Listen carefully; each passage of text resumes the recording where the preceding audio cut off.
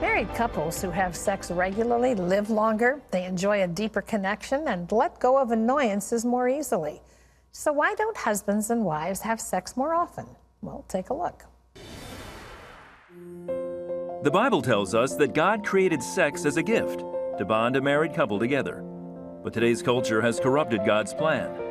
Christian counselor and sex therapist Nancy Houston wants to change that. I believe that God created us as sexual creatures. In her new book, Love and Sex, Nancy uses storytelling to bring healing and insight to married couples struggling to connect intimately.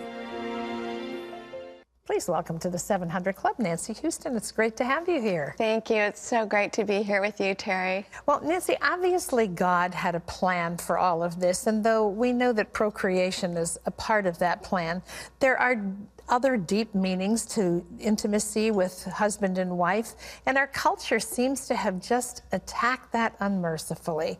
How so? It has. We have managed to make a real mess of things, haven't we? Yes, we have. You know, God decided to make us sexual creatures on purpose. We're made in His image, and He wanted husbands and wives to have a way to bond together. You know, married life isn't always easy, but when a husband and wife go skin to skin and are intimate with each other, they release all these feel-good bonding hormones that God knew we would need to create a happy married sex life. You talk in your book, Love and Sex, about the fact that part of what makes that intimacy happen is our willingness to be open and to be vulnerable with each other. What are some of the issues that fight that? Well, there's all kinds of issues. For example, in my own life, I grew up with a father who had PTSD. He was a World War II vet. And he also had a severe head injury from riding bulls in the rodeo. And then he became a very successful lawyer. He was a brilliant man, and he provided well for our family. In the outside, we looked like we had it all together. But inside, there was a lot of trauma. He added alcohol to the mix. Wow. And so he could be physically and emotionally and even sexually abusive at times.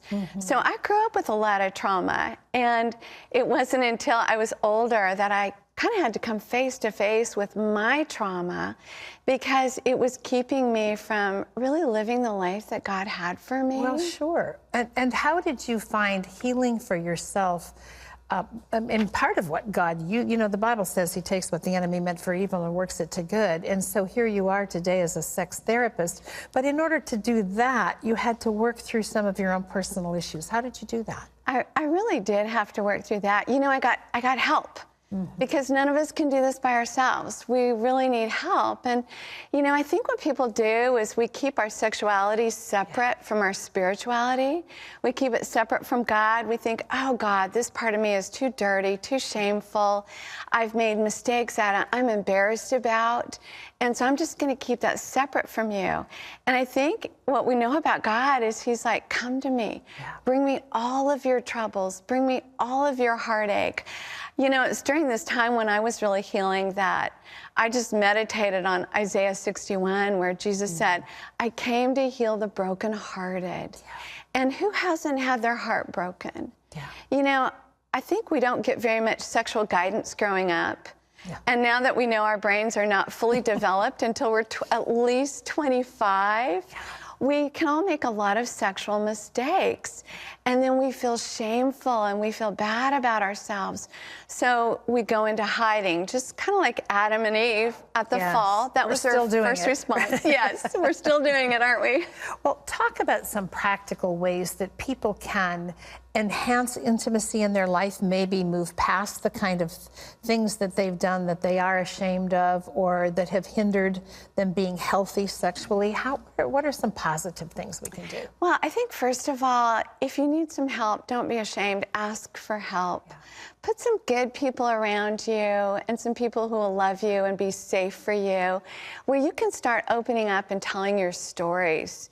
I mean, as long as it's all stuffed down inside of here, it will come out of you in some ways. Is that easier for women to do than men? Men seem to always have a hard time getting help professionally. It seems like there's a stigma with They do that. resist that, don't they? I think men have been taught from the time they're little boys, like, get over it. Deal with it. Don't be a crybaby. So they've been so, programmed, really, to feel like they should just be able to handle everything by themselves.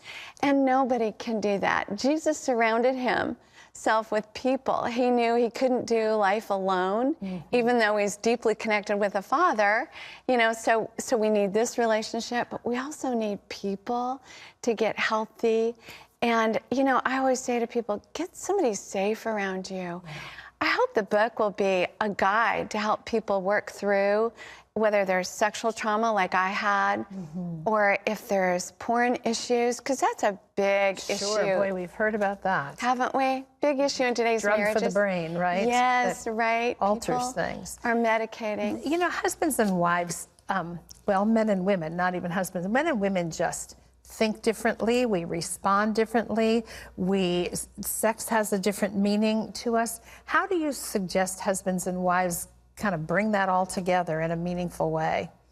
Wouldn't it be great if we could be sexual friends to one another and stop judging each other for our differences and really learn how to talk and communicate and realize we are different? I mean, just if we look at neuroscience, men, if like a man sees his wife getting ready, something lights up in his brain and he's like, ooh la la. And she's like, I'm getting ready. Because nothing lights up in her brain. We're just wired so differently that way. But it's really perfect because God knew that our differences would make it interesting and make intimacy way more fun if we learn how to celebrate that instead of kind of beat each other up for it. Yeah. Well, learning how to celebrate it is what Nancy's book is all about. It's called Love and Sex, a Christian Guide to Healthy Intimacy, and it's available wherever books are sold. You can also check out our social exclusive interview with Nancy. That's on our Facebook page. All you have to do is go to facebook.com/700club. Great to have you here. Thank you so much. So good to be here. Thank you. Thanks.